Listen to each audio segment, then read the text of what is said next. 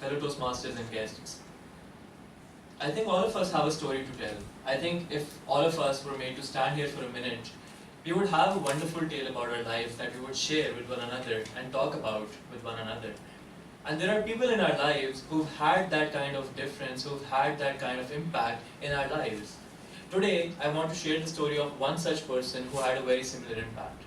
But to know that story, you need to know a little bit about who I am and what I stand for. On 17 September 1992, I was born at 7-Day Hospital in Southern. Now, this was no ordinary day. One, I was born, and two, it was the birthday of Altaf Bhai. My grandmother, who had no kids, no sons of her own, she desperately wanted a son. And when the news broke out that her eldest daughter just had a son, she rushed to the hospital, and there was a large procession that was going on. There was a huge cake, and there was a lot of celebration on the streets, and I can just imagine the frustration that my grandmother must have been going through trying to see her first ever grandson. Now, the ultrasound, and again I repeat, the ultrasound had clearly told my grandmother that it was going to be a daughter. But when she heard that it was going to be a son, she rushed to the hospital, and as much so, she bribed the nurse to just make sure that it was a son and not a daughter. Now, this is an incident about my past that I don't talk about too much, but I just wanted to show you the kind of exhilaration and anticipation that she had. Being the first son in the family, the eldest son in the family, I was always very pampered. I remember one instance with my grandmother when she used to drive me around the neighborhood, and when she used to drop me home, I used to start crying. I used to say, I want fries. And then she used to drive me around the entire neighborhood, get me fries, and the moment we stepped on my porch, I would start crying again. Because then I would ask for ice cream. And then she would take me around the porch once again, and I would come back and start crying again. And then I would ask for biscuits, and that series of events would go on and on till she made sure that I was full and that I got home safely. Being spoiled, I spent my school at FPS. It was a good school at Defense. But really I never took responsibility because my grandmother was there and she used to provide for everything that I wanted. So everything that I used to ask for, she used to make sure that was there. So I grew up at FPS and I failed a lot of courses, I failed a lot of grades, and I used to have a lot of fights. Growing up, if someone used to say something to my sister, I used to slap them and punch them and start beating them up at the slightest of moments, and that really didn't go well with my grandmother at every parent-teacher meeting.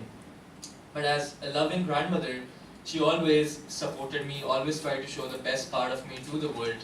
But in grade 8, I was actually kicked out of school. Now what does a grandmother do who wants to make sure that her grandson becomes something in the world, and also, you know, to have that respect in the family? So with a very heavy heart, she sends me to a boarding school. Now this grandmother who raised me up, she made a decision that I'm going to send Umer for 3 years to Abbottabad, a place that no one in my family had ever heard about. And she sent me there to an army camp in the hopes that after 3 years, Umer would become a Sudra Bacha, a decent, disciplined kid in Pakistani society. 3 years passed away, nothing really happened. I still failed my classes, I still failed my grades.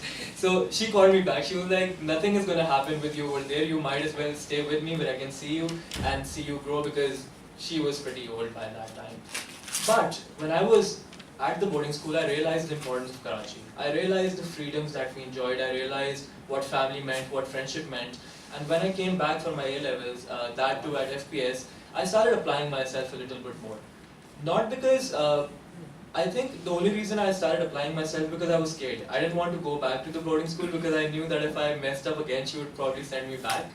But A-levels went this way, and eventually I got admission into a university called CBM. Now, I was on the verge of failing again. I had a very bad GPA. But that was when this particular person who had been a shadow for my entire life, she passed away. Now this was a very difficult moment, because now this person who you look up to and know that everything's going to be okay at the end of the day when you look at her, when she's no longer there and you have to support a family and look after a family, that's when you really open your eyes. That's when you realize and you decide that perhaps there's more to your life. And honestly, the motivation, if I think about it, for me to do what I do today was because I want to make her proud. I still feel that maybe she's out there looking at me and she's believing that, okay, I couldn't make Umer anything while I was there, but maybe just the loss of me not being here, maybe that inspires him to do his best. So one step at a time, I started working on myself with the principles that my nani gave me. That Umer, don't focus on what's happening in the world, focus on what you can do and the contributions that you can make.